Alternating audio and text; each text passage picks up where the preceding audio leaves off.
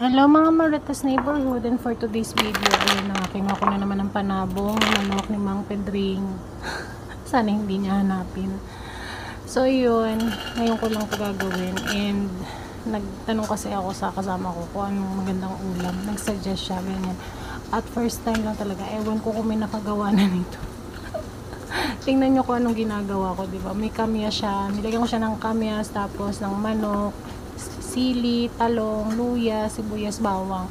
At alam nyo bang gagawin ko din? Sinaing na manok. O diba? Kayo ba nakatikim na ng ganun? Try nyo kasi masarap siya. Ulam, tawag doon, sabaw pa lang. Sabaw pa lang, lasap na. Busog-lusog talaga. O diba? So yun, pakukuluan natin yan. Pero ilalagay ko muna lahat ng mga nilagay kong ingredients. Yun nga, may talong, may sibuyas, bawang, luya, asin, paminta, sili, at saka kamatis. Parang ang tawag doon, nagsasaing, nagpipinais din kayo ng isda. Yun nga lang, pagkakaiba, manok. First time. Pero magugustuhan nyo, at syempre dapat dadamihan nyo na yung kanin kasi talagang mapaparami kayo ng kain at mapapamukbang. O diba? Lagyan ko rin yan ng bawang. Yung bawang niya buo-buo na yung kasi parang tinamad na ang person yun sa paggagayat. O diba? So ayan, tatakloban na natin yung ating sa pressure cooker ko nga pala siya niluto para medyo malambot. At nung naluto nga ayun, nahihiwalay na pagkuha nyo ng manok, nahihiwalay na yung buto.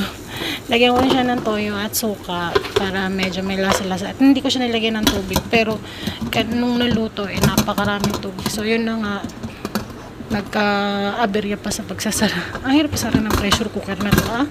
Yan, paikot-ikot pa. Ayaw niya. Gusto na niyang bumitaw. Parang siya. Gusto ko na niyang bitawan. Char!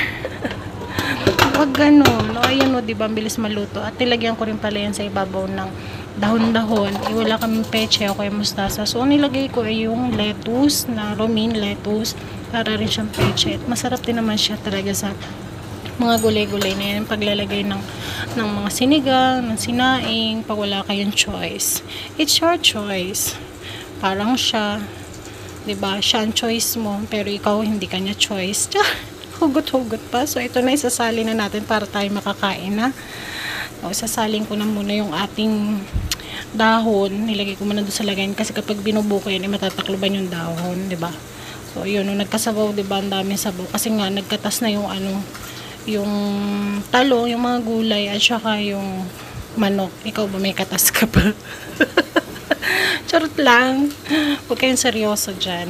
So, ayan na, magmumukbang na kami. Sinaling ko rin siya sa Pyrex kasi hindi kasya lahat. Kita nyo naman kanina, diba? At yung kanin namin, grabe, isang katerba. O, diba? Ayan, mukbang. Magpasaing pa nga ulit ako sa kasama ko. So, yun, gayahin nyo to. Thank you for watching.